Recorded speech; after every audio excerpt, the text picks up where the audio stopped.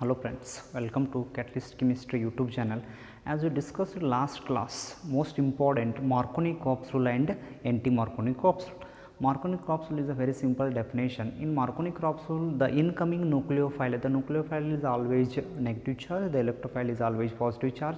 The incoming nucleophile is going to attack on the carbon, that carbon containing less number of hydrogen. This Marconi capsule and anti-Marconi capsule both are takes place only on unsaturated carbons, not a saturated carbons. That is why that one is indicate what Marconi capsule. In anti-Marconi capsule, completely opposite of what Marconi capsule. In anti-Marconi capsule, the incoming nucleophile is going to attack the carbon containing what more number of hydrogen, that carbon must and should unsaturated. In that case, the starting material, I have taken an example that is called allyl benzene. The benzene ring CH2, next one is what CH double bond CH2 is there, no? That is called what allyl benzene. The allyl benzene can react with HBr in the presence of what peroxide. Another name for anti-Marconi capsule is peroxide effect. Next, there is a formation of final product is 1-bromo-3-phenyl propane, that is what IUPAC nomenclature. What is that? 1-bromo-3-phenyl propane is the IUPAC nomenclature. That is indicate what anti-Marconi capsule. Okay, all those things discussed in the last video. Today we are going to discuss the continue part, that is what preparation of dihaloalkanes. Di means two. Haloalkanes, you know very well about that, the carbon chlorine bond is usually, okay, that is indicate what haloalkanes. Just see here, this starting material is what is the name of the starting material is alkene. Alkene is there, no starting material. This is indicate what alkene is there. Generally I am going to write about this is alkene, Ene. Okay. Next, after that, this can react with what X2. X2 is what, that is called dihalogen. It may be Cl2, Br2, I2. Okay, that is what X2. Next, in the presence of what carbon tetrachloride. What is the name of this one? CCl4. Carbon tetrachloride. There is a formation of product. This one is indicate what dihaloalkane. Just see here. This halogen atom means what, this dihalogen is going to only attack on what unsaturated. This carbon carbon double bond is unsaturated, that is why these two halogens are going to attack only these two carbon. That is why in this case this halogen atom, this carbon, this halogen atom, this carbon, automatically the unsaturated compound is converted into what saturated compound. That is why this most important technique for this one, this preparation of dihalides process is only used for find out the dihaloalkanes also, because if they are going to give an unknown solution, they are going to ask you this unknown solution is a saturated or unsaturated. That time if you want to saturated or unsaturated find out, means you better you have to follow this one is a good. That is why this is what ethene is there. What is the name of this one? Ethene. This can react with what Br2, this is called dihalogen. Next one is what CCl4, carbon tetrachloride is there. What is the product? Product is what, very simple, CH2 single bond CH2. Next, after that 2 bromines are going to attack. Okay, automatically the carbon carbon double bond is going to converted into what carbon carbon single bond, means what unsaturated compound is converted into what saturated compound. If you are going to take a saturated compound, this process is not possible because already saturated is there, no. That case the dihalogen bromine chlorine bromine chlorine are not going to attack on carbon carbon double bond. Okay, that is there is no carbon carbon double bond actually in what alkanes. This process is not applicable for what alkanes. This process is only applicable for what alkanes, as well as what alkynes also possible. Okay, next, after that the most important I told most important point is one is Darginus, Marconics, anti-Marconics. Next, fourth point, that is fourth point is what, by halide exchange. Okay, first one is what, Finkelstein reaction. Most important, they are going to ask you maybe 1 marks or maybe 2 marks. Write the equation, means obviously they are going to ask you 2 marks and explain. Okay, Finkelstein reaction. What is the starting material for Finkelstein reaction? Finkelstein reaction starting material is what, alkyl halide. Bear in mind, important, starting material is what, alkyl halide. Okay, next, after that this can react with a what, this is a sodium iodide. This Na is indicate what? Sodium. This is I, sodium iodide. In the presence of acetone, and they are going to supply some amount of heat. There is a formation of product is what? Iodoalkane. This is what? Iodoalkane is a IUPAC name. Iodoalkane. Iodoalkane is a what? IUPAC name. Okay, important, bear in mind, most important reaction. Okay, that is why the starting material is alkyl halide is there. This can react with the sodium iodide. In the presence of acetone and heat, there is a formation of product is what? Iodoalkane, release of what? Sodium halide. Just here, why we are going to use the sodium iodide, not a sodium chloride, sodium fluoride and sodium bromide? Because just see here, sodium and iodine, in this case bond length is high, iodine is having a larger in size, sodium is having a smaller in size. Down the group the size is going to increases, along the period size is going to decreases. Just see here, this is what sodium is there, smaller in size, this is what iodine is a larger in size. That is why in this case what? The bond length is more. If the bond length is more, the breaking of this bond is a very easy. That is why in this case the iodine will go out very easily. That is why they are going to use a sodium iodide. This is a general example. We are going to take a particular example. Just see here, this is CH3, next one is what? CH2, next I am going to take a chlorine. Otherwise you have to take bromine, no problem. Just I am going to take a what? A chlorine. After that this can react with what? Sodium iodide. In the presence of same you have to write acetone. Next one is, this is called what? Delta. There is a formation of product is what? This is CH3, next one is what? CH2, next after that what? This is a iodine plus release of what? Sodium chloride. Okay, what is the name of this one? Iodoethane is a IUPAC nomenclature. Iodoethane. What is the name of this one? Chloroethane.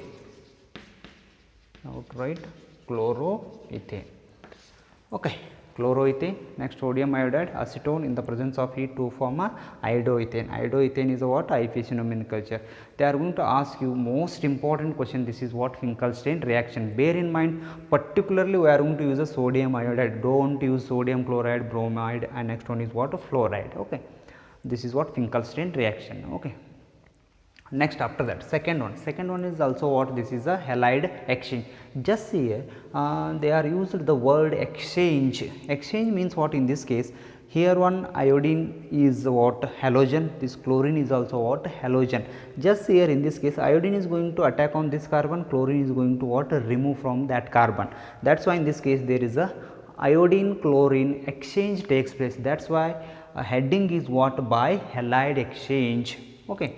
Next, the Swart's reaction, the Swart's reactions also will come under what? Halide exchange only. Better you have to take, this is a B. Okay, this Finkelstein reaction is A, this is a what? B. This is also most important Swart's reaction. In Swart's reaction, the most important point is what? The metallic fluorides we are going to use. You know very well about that metals. Okay. All the D block elements are represented usually metals. Alkali and alkaline earth metals also what? They are generally called as a metals, no problem.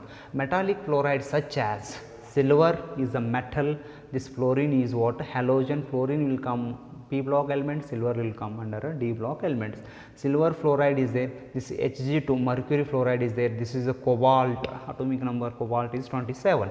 After that this is the Sb is indicate what? Tin. Okay, all these are indicate what? Metallic fluorides.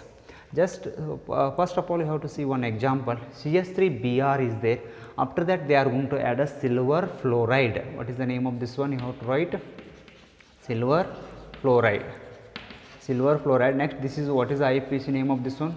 Bromomethane. Only one carbon is there. That is why they are going to write a bromomethane can react with the silver fluoride. There is a formation of product. Usually heat is possible. Don't worry about. You have to take every organic reaction compulsory. There is a heat. We need what? Heat. Next, after that, in the presence of heat, CH3F. Next one is what? What is the name of this one? Fluoromethane. In this case bromomethane is there, in this case fluoromethane plus release of silver bromide. Just here most important, in this case compulsory we have to take fluorine. All the metal fluoride heading only indicate what? Metal fluorides. Compulsory we have to take in a reactant side what? Fluorine. Okay, fluorine is compulsory attacked with any of the metal, but particularly they are going to use what, these kind of metallic fluorides. Okay, that is why in the starting material is there silver fluoride is there is a formation of product is what, CS3F AgBr. In this case also what, halide exchange takes place. Just here fluorine is going to attack here, bromine will attack on what, Ag, that is what, silver. This is what important. I am going to ask you one question, very simple question. Is it possible to write the reverse reaction? Just see here, I am going to write, this is what important thing here, CS3 is there, I am going to write a fluorine. After that I am going to write a what, CAgBr. Is it reaction possible? It is not possible. This reaction is not possible. Why it is not possible? Because very important point in this case. First I will, two reasons are there. The first reason in this case, just here, we know very well about the electronegativity. I am going to ask you a very simple question. Fluorine, chlorine, bromine, iodine are there. Out of these these halogens, which is a more electronegativity? Obviously the answer is what, fluorine. The fluorine, according to Pauling scale, the value of electronegativity is 4.0. Obviously the fluorine is a more electronegative. Just here, more electronegative element can only the more electronegative element can replace the less electronegative element. Just here in this case, bromine is a less electronegative element. Bromine should not be replace the fluorine, bear in mind. That is why the reverse reaction is what, not possible. Okay, bear in mind, important. Another reason is there. Another reason means this is a fluoroalkane is there. Fluoroalkane can react with what, this AgBr. That is also not possible. Just one more thing, one more idea is there. Just I am going to remove the Br. I am going to add a fluorine. Is it possible? This is also not possible, because this fluoroalkane react with this AgF means what, obviously in this case what, exothermic reaction takes place. Okay, exothermic reaction takes place. In this case what, explosive nature or more. That's why they are going to they are not going to use the what, this CS3F and AgF. Bear in mind, important point. Okay. Next, in examination also they are going to ask you such kind of questions. Okay, next you have to take another example, that is what, CS3 how to take. Next in this case CH2, just you have to take chlorine, no problem. Okay, after that in this case I am going to add a AgF. AgF is a compulsory. In this case what, NaI is also what, compulsory, no problem. Okay, this AgF is there. In the presence of heat, I am going to write a product here only. What is the IUPAC name of this one? Chloroethane is the IUPAC name. There is a formation of product is what, CS3 is there, CH2, next one is what, this is a F, plus release of what, AgCF, fluoroethane. Fluoroethane is the product. Okay, this chloroethane is converted into fluoroethane. Okay, this one is indicate what, the Swart's reaction. Okay, next we are going to study important point, that is called what, Sandmeyer's reaction. Okay. Sandmeyer reaction also important. Okay, this is Finkelstein reaction, make it perfect. After that Swart's reaction. Next one is what, important, that is what, Sandmeyer's reaction. In Sandmeyer reaction, the important point is what, diazotization. The important point is what, in this case what, diazotization. Okay.